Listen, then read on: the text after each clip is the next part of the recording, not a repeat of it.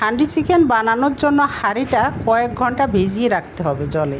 এরপরে রোদে শুকিয়ে ভালোভাবে তেল মেখে প্রথমে চুলায় হালকা আঁচে দিতে হবে।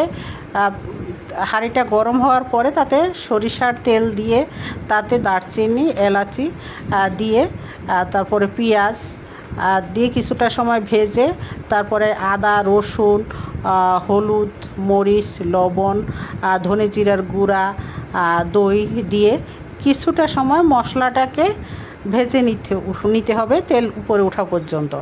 এরপরে মাংসগুলো সব দিয়ে দিতে হবে। আমার এখানে একটা মুরগির মাংস ছিল, হাঁড়িটা ভরে গেছে, তাই কিছুটা সময় আমি অপেক্ষা করলাম। অপেক্ষা করার পরে হাঁড়িটা একটু খালি হলো। খালি হওয়ার পরে আমি তাতে ছোট ছোট আলু দিয়ে দিলাম। আলু দিয়ে কিছুটা সময় আমি ঢেকে রাখলাম।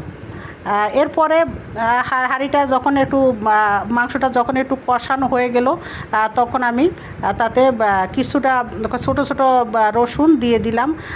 দিয়ে আবার কিছুটা সময় ঢেকে রাখলাম। হান্ডি চিকেন বানানোর জন্য আসলে মাংসটা একটু অনেক সময় যদি কষিয়ে নেওয়া হয়, আর এতে কিন্তু পানি ব্যবহার করা হয় না এবং খুব কম জালে আস্তে আস্তে মাংসটা রান্না হয়। এজন্য এই চিকেনটা খেতে অনেক মজা হয়। হান্ডি চিকেনে খাসির মাংস মুরগির মাংস যাই রান্না করা হয় খুব কম আঁচে হালকা আঁচে রান্না করতে হয়, এজন্যই ভালো লাগে।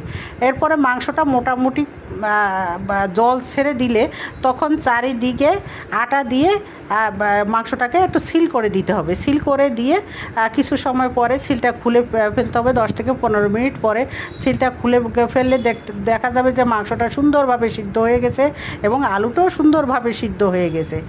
এরপর গরম গরম ভাতের সাথে পরিবেশন করলে যথেষ্ট মজাদার কিন্তু এই হান্ডি চিকেন। আপনারাও খেয়ে দেখতে পারেন, বাড়িতে তৈরি করে দেখুন, দেখবেন অনেক ভালো লাগে।